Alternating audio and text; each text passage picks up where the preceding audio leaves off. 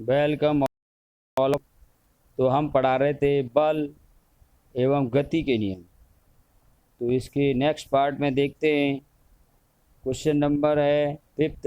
बल की प्रकारों को एक एक उदाहरण देकर समझाइए। बल कितने प्रकार का होता है ये बताना है, या हम कहें दूसरी भाषा में ये संतुलित एवं असंतुलित बलों को एक एक उदाहरण देकर स्पष्ट कीजिए। संतुलित एवं असंतुलित बल। तो पहला लेते हैं संतुलित बल, बैलेंस फोर्स। बैलेंस फोर्स, इसके नाम से पता हो रहा है कि बैलेंस रहेगा। ये कैसे निकाला जाता है? संतुलित बल, देखो कोई वस्तु है, कोई ऑब्जेक्ट है, और ये है, जैसे मैंने ले लिया गत्ता ले लिया, मान लो कोई, उसमें एक सुराख कर दिया प्रकार से। तो मान लो कोई वस्तु किसी घूर्णन अक्ष के प्रत्यय घूमने के लिए स्वतंत्र हो, तो एक गत्ते में सुराख कर लिया प्रकार से, और उस पर कई बल आरोपित हो। F1 इधर लग रहा है, F2 इधर लग रहा है, F3 इधर लग रहा है, और फिर भी यह गत्ता संतुलन की अवस्था में हो, यानी स्थिर हो। तो अब इस प्रकार इस पर जो लगे बल हैं वो कैसे होंगे? संतुलित बल कहलाएंगे। यानी किवाड़ है, कब्जे पर घूमने के लिए स्वतंत्र होती है किवाड़, गेट, और उस पर कई बच्चे, तुम उस गेट को खींच रहे हो, कोई बाहर की ओर, कोई अंदर की ओर, कोई किधर, तो कई बच्चे बल लगा रहे हैं उस पर, और फिर भी गेट वहीं का वहीं है, टस से मस नहीं हो रहा। तो इस पर एक से अधिक बल कार्य कर रहे हैं, तो सभी बलों का परिणामी बल कितना है? 0। यानी गेट हिल ही नहीं रहा है इधर उधर। तो ऐसे बल जो हैं लग रहे हैं वो होंगे संतुलित बल। समझे? तो हम देखते हैं संतुलित बल क्या है।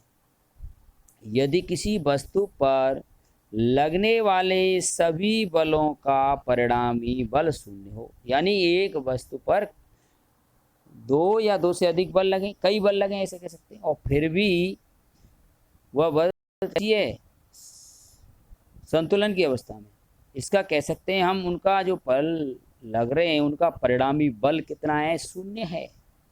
इन बलों को क्या कहते हैं हम? संतुलित बल। संतुलित बलों के प्रभाव में वस्तु की स्थिति में परिवर्तन नहीं होता, वस्तु स्थिर रहेगी। संतुलन की अवस्था में वस्तु कैसी रहेगी भाई? स्थिर रहेगी। परंतु उसकी वस्तु की आकृति में परिवर्तन हो सकता है। अब इधर उधर खींच रहे हैं, कोई मुलायम वस्तु है तो आकृति इधर उधर खींच सकती है, उसकी स्थिति में परिवर्तन नहीं होगा, है ना? तो आकृति में परिवर्तन हो सकता है। तो ये संतुलित बल हैं, उनका परिणामी बल कितना होता है? 0। यानी इस पर कई बल लग रहे हैं वस्तु पर, अपने चित्र में दिखाया है।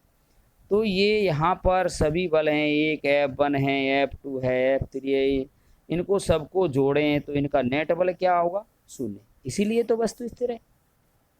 यहाँ पर चित्र में F1 F2 F3 क्या है? संतुलित बल कहलाए। ऐसे बलों को कह रहे हैं, इन F1 F2 F3 को संतुलित बल कह रहे हैं। अब असंतुलित बल, अनबैलेंस फोर्स, इसके नाम से ही पता लग रहा है आपको, नाम से नहीं पता लग रहा है आपको? अनबैलेंस यानी बैलेंस नहीं है, असंतुलित बल।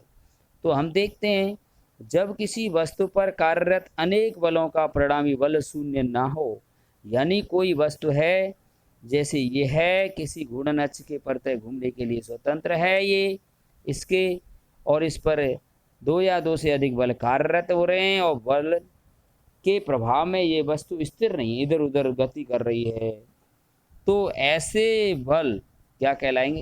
असंतुलित बल कहलाएंगे। जैसे हम ही कह रहे हैं, गेट पर आप 2-3 जने अंदर से, 2-3 जने बाहर से खींचतानी कर रहे हैं, तो गेट इधर उधर चाह रहा है, भग रहा है, कभी कभी उधर।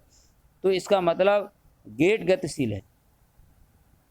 तो जो बल लग रहे हैं उनमें जो परिणामी बल है उन सभी बलों का योग है, यानी 0 नहीं है। इस दिशा में क्या होता है? F1 + F2 + F3 not equal to 0 होता है। क्या होता है? ये बराबर नहीं होता। उसमें कैसा था? संतुलित बल में बराबर था, इसमें बराबर नहीं होगा। यानी अब असंतुलित बल क्या काम करता है? असंतुलित बल गति की दिशा अथवा चाल दोनों में परिवर्तन कर सकता है, दिशा में भी और चाल में भी परिवर्तन करता है। या कर सकता है, परिवर्तन स्थापित कर देता है। तो ये थे संतुलित और असंतुलित बल। अब इसी में है आगे का टॉपिक जड़त्व। जड़त्व किसे कहते हैं?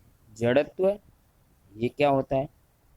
जड़त्व इनर्शिया। जड़त्व से आप क्या समझते हो, है ना? ये कितने प्रकार का होता है समझाइए।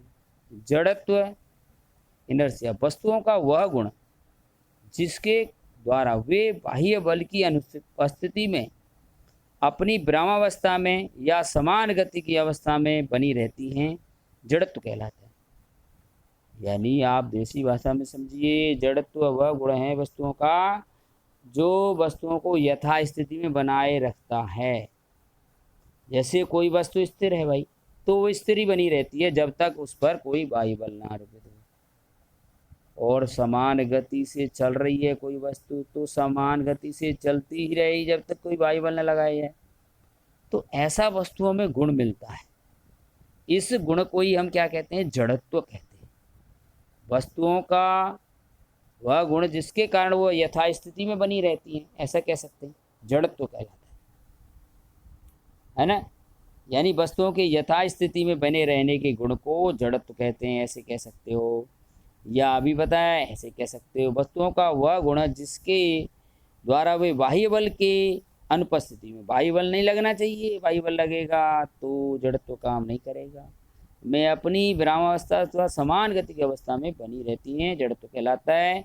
और भाई ये दो प्रकार का होता है। जड़त्व कितने प्रकार का होता है? दो प्रकार का होता है। विराम का जड़त्व यानी स्थिर अवस्था में जड़त्व, विराम स्थिर। गति ये गतिशील वस्तुओं में लगेगा। जब कोई वस्तु स्थिर है, रखी है ना? जैसे आपकी मेज पर कोई बुक, तो वह सदैव स्थिर ही बनी रहेगी जब तक उस पर कोई बाह्य बल आरोपित ना हो। जब तक आप उस पर कोई बल न लगाओ, यानी हाथ से इधर उधर ना करो, तब तक तो वहीं मिलेगी ना मेज पर रखी हुई। तो इसको कहते हैं हम विराम का जड़त्व, यानी स्थिर अवस्था में जड़त्व। जब कोई वस्तु स्थिर है तो वह सदैव स्थिर ही बनी रहती है जब तक उस पर कोई बाह्य बल आरोपित ना हो, बाह्य बल ना लगाएं। गति का जड़त्व क्या है? ये गति में यदि कोई वस्तु समान वेग से गतिशील है, घूम रही है समान वेग से, तो वह सदैव गतिशील ही बनी रहती है जब तक कि उस पर कोई बाह्य बल आरोपित ना हो। जैसे मान लो पंखा आपका चल रहा है, लाइट चलेगी और फिर भी समान वेग से घूमता रहे, तो पंखा घूमने का प्रयास करता है, इसलिए क्या कहते हैं हम इसको? गति का जड़त्व। यानी जो वस्तु गतिशील है वो गतिशील ही रहना, तो इसी को कहते हैं गति का जड़त्व।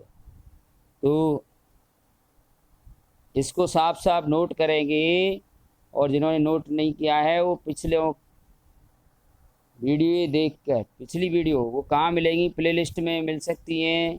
चैनल को सब्सक्राइब कर लें, लाइक कर लें, तो प्लेलिस्ट में क्लास वाइज वीडियो आ जाएंगी और वहाँ से आप अपना होमवर्क पूरा कर सकते हैं।